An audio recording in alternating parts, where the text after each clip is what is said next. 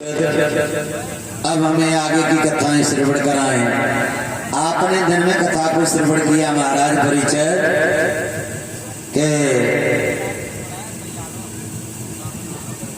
महाराज कश्यप ऋषि की दो रानियां थी, दिति और अदिति।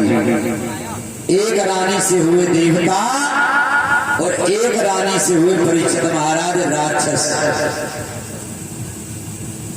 जब काम वासनाएं दिति ने की तो दिति के उदर से हिरणाक्ष और हिरण्यकश्यप का जन्म हुआ है। और जब पुत्र का जन्म होता है तो देवता स्वर्ग से फूल बरसाते हैं। जब कपुर्त का जन्म होता है तो देवता फूल नहीं बरसाते, आंधी तूफान आते हैं।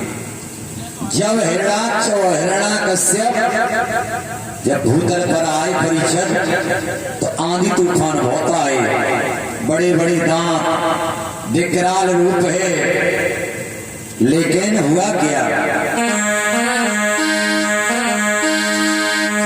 कि बालक के पैदा होते ही और आंधी तूफान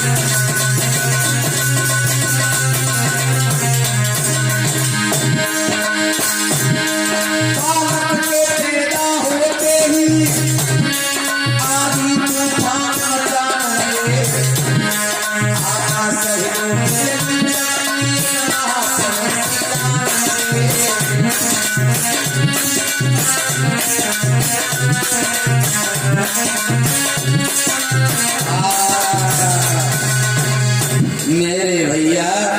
जब हिरण्यकश्यप और हिरणाक्ष भूतल पर आए हैं तो पाप बढ़ने लगा है। ये हिरणाक्ष बहुत बड़ा बलशाली था परीक्षित जी।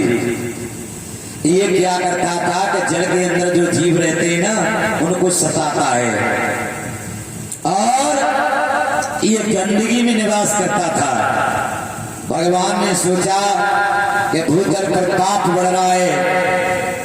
भगवान ने क्या किया कि 12 माह अवतार लिया था जिला कासगंज में सोरों क्षेत्र में। ये एक पिष्ठा में निवास करता था, जल के जीवों को